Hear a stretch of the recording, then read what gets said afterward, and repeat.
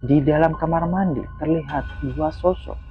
Satu terlihat duduk di atas mesin cuci, sementara satu lagi berdiri di pojokan. Assalamualaikum warahmatullahi wabarakatuh. Salam sejahtera untuk kita semua. Terima kasih buat kalian yang sudah mampir lagi di channel Malam Bersama Jarod. Seperti biasa, saya izin membacakan sebuah kisah yang konon katanya pernah terjadi. Dan cerita ini dikirim oleh teman saya pribadi.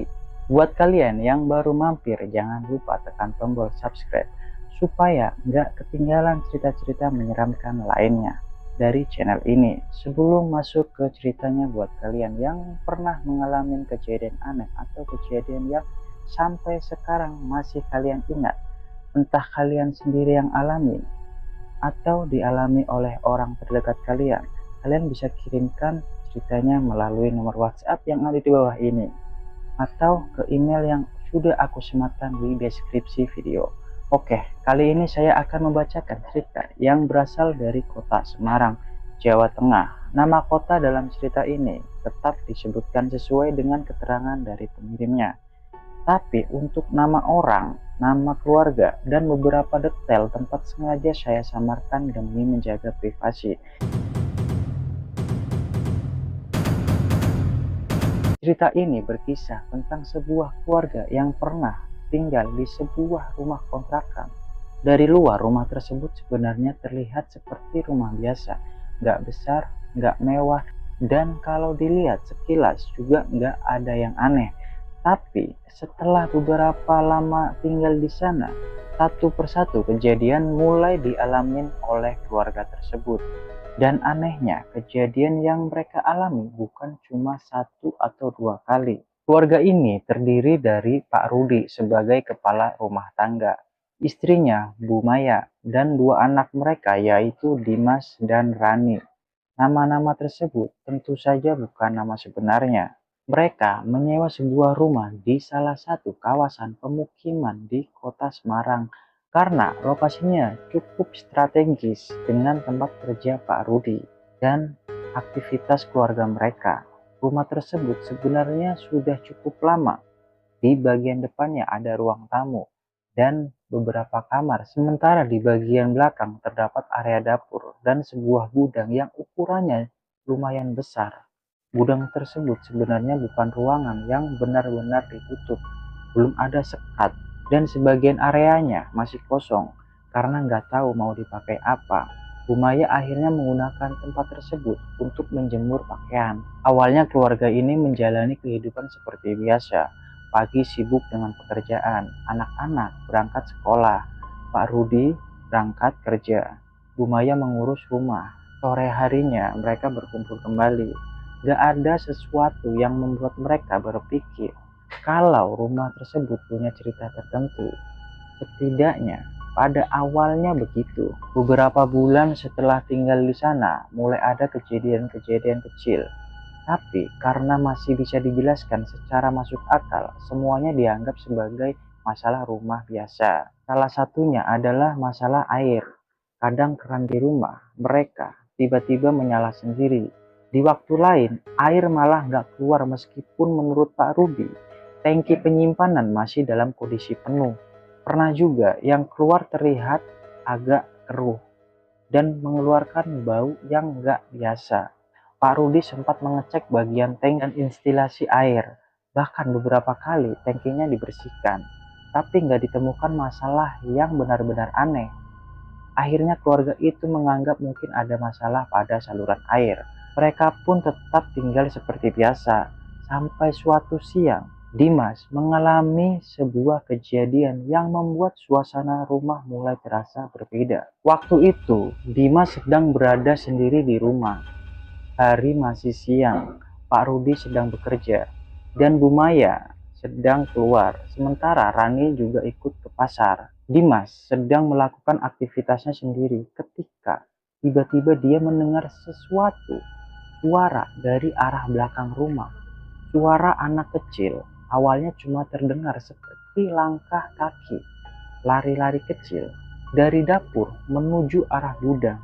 Dimas sempat berpikir mungkin ada anak tetangga yang masuk ke halaman belakang.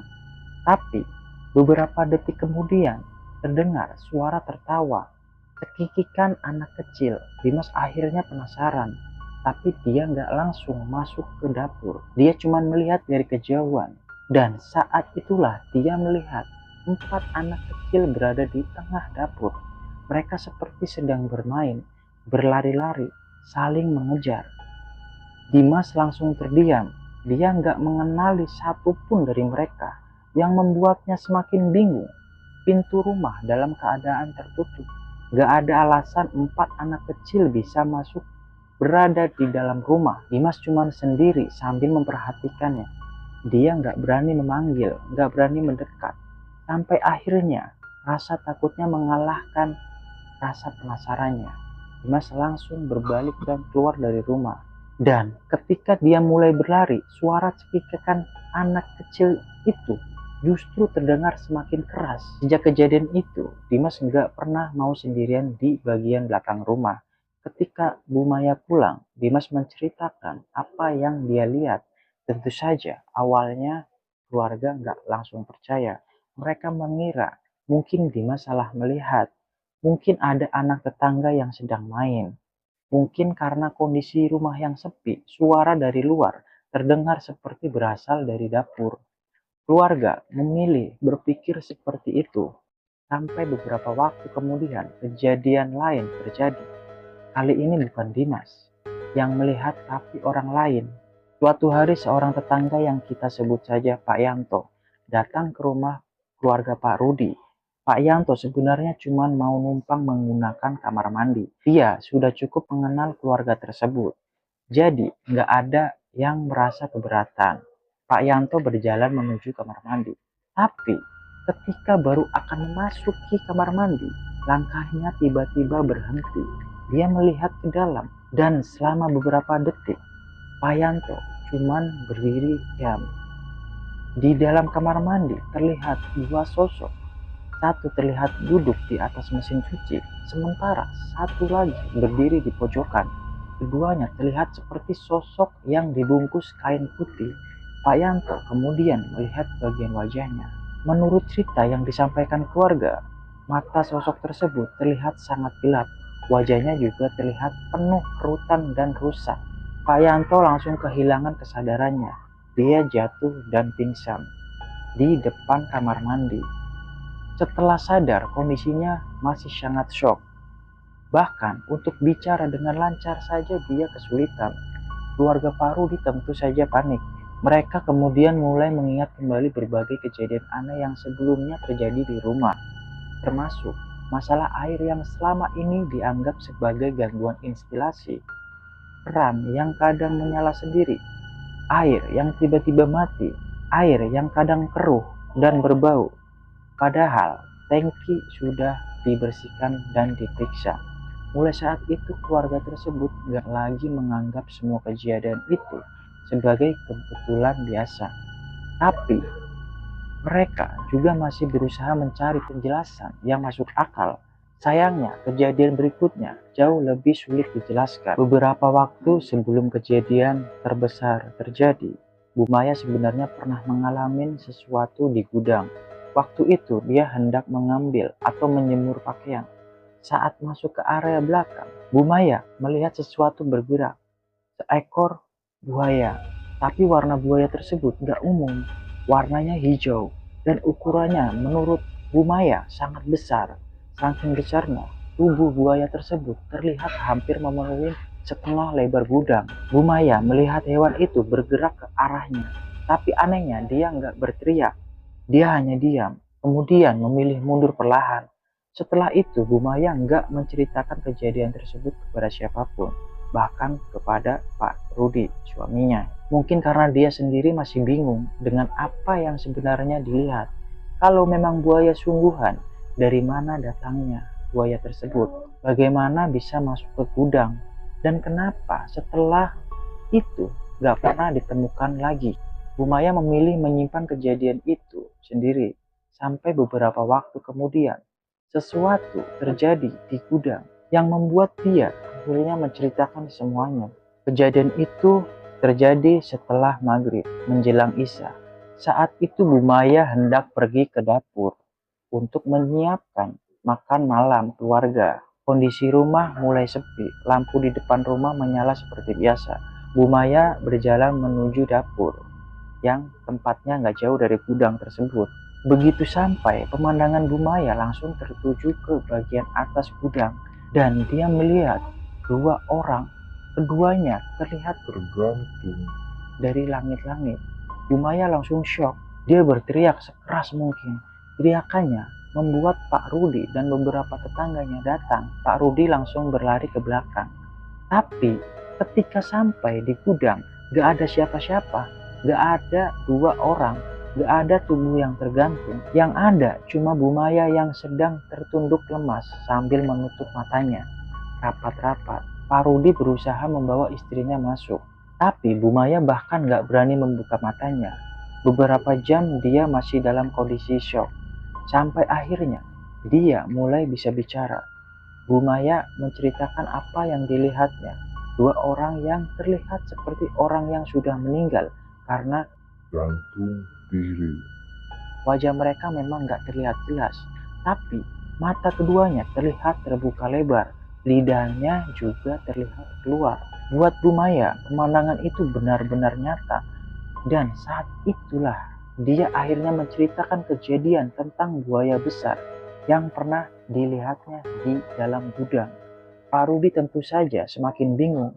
Selama ini istrinya ternyata pernah melihat sesuatu di tempat yang sama. Dan sekarang dia kembali melihat sesuatu yang jauh lebih mengerikan. Setelah kejadian itu, keluarga Pak Rudi akhirnya mulai berpikir untuk meninggalkan rumah tersebut. Mereka sudah nggak merasa nyaman.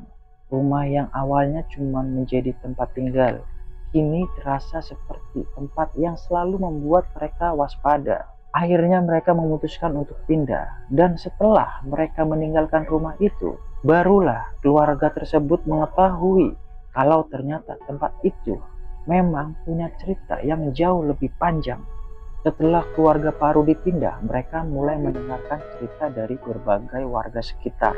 Ternyata sebelum rumah tersebut dibangun, lahan itu pernah digunakan sebagai tempat semedi oleh seorang yang dikenal sebagai dukun di daerah tersebut. Di lokasi itu juga pernah terdapat sebuah batu besar. Menurut cerita warga, batu tersebut bukan sekedar batu biasa. Ada pula pohon sawo yang dulu tumbuh di sekitar area tersebut dan dipercaya sering menjadi tempat keberadaan sosok yang oleh warga setempat disebut Genderuwo. Cerita tentang tempat tersebut kemudian semakin berkembang. Konon ada juga orang-orang tertentu yang datang ke area itu untuk melakukan ritual mencari kekayaan. Benar atau tidak cerita tersebut, nggak ada yang bisa memastikan. Tapi bagi keluarga Pak Rudi, semua cerita itu terasa berbeda setelah mereka mengalami sendiri berbagai kejadian di rumah tersebut. Rumah itu kemudian akhirnya dibongkar oleh pemiliknya. Dan sekarang kabarnya lokasi bekas rumah kontrakan itu sudah berubah menjadi sebuah kolam renang milik pemilik baru. Tapi menurut kabar yang beredar di sekitar sana, kejadian-kejadian aneh ternyata belum sepenuhnya berhenti. Beberapa orang masih mengaku melihat sosok anak kecil. Ada juga yang mengaku melihat sosok berpakaian putih. Entah benar atau tidak, entah hanya sugesti, karena mereka sudah mengetahui cerita lama tempat tersebut. Gak ada yang benar-benar bisa memastikan. Tapi satu hal yang jelas, keluarga Pak Rudi memilih gak kembali ke tempat itu.